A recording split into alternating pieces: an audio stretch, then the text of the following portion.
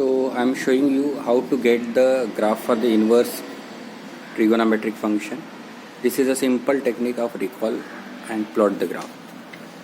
As you know, the graph of sin x function, see here, sin x is defined from r to -1 to 1. Okay, so I have marked the points also. In case you are observing the graph, you can see that somewhere dark lines are there and somewhere dotted lines are there. Dark lines are the representation for x-axis, positive x-axis, positive y-axis. Now what I am sharing that you try to understand. If the function is from x to y, then inverse function will be from y to x. That means domains and range gets interchanged. Suppose we twist this page in such a way that x-axis becomes y-axis and y-axis becomes x-axis, then you can reach the graph for f inverse x. So I am just trying to hold. I am changing. This is x-axis, horizontal is x-axis, vertical is y-axis. This horizontal is x-axis. So I am just twisting like this also the page. But the problem happens by interchanging the nature of the dotted line. You see, dotted line is going upside, negative is going upside and negative is going left hand side. This is not the right way of holding the paper. Are you getting what I want to say? No. I am just coming back to this one. Suppose I hold the paper like this, then also the same issue will be there. Try to observe what issue is there. Upside positive dark line is okay, but left hand side positive dark line is not correct. So what is to be done in such case? You can twist the paper. If you twist the paper, again x-axis becomes x-axis, y-axis becomes y-axis. Suppose I hold this paper like this. What happens? X-axis is not correct. Y-axis is also not correct. Do you know? X-axis positive is coming, dark line is coming on the left hand side. So the paper to be held like this. Now see, positive y-axis is going upside, dark line and dark line. So this is the way you have to hold the paper. So I have told you 2-3 steps. The simple steps of reaching here is like this. This is the main graph. What is to be done for the main graph? You can just interchange main graph from the back side. Can you see? Now and twist anti-clockwise 90 degree.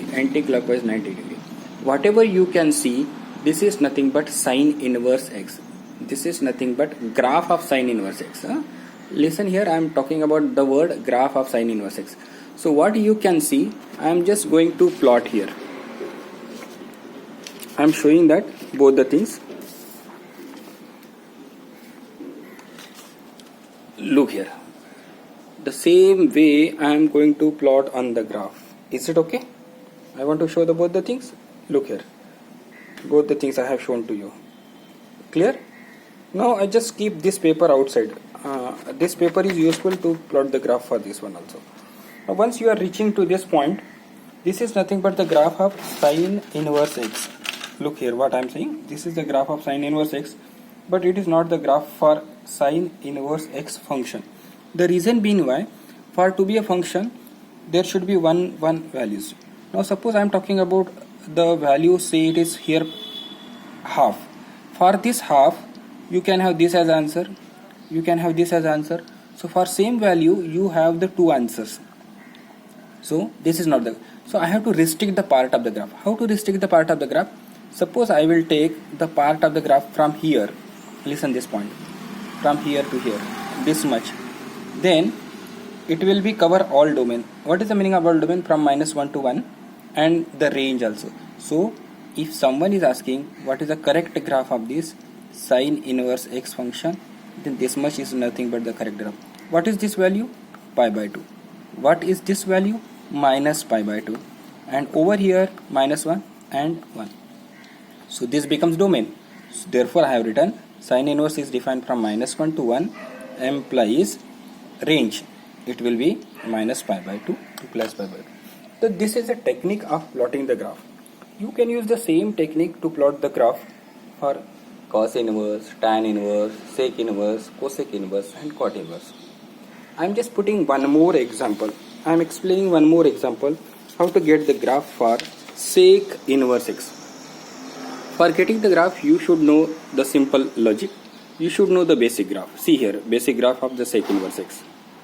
Again, can you see the dark line? Dark line represent positive x axis and positive y axis.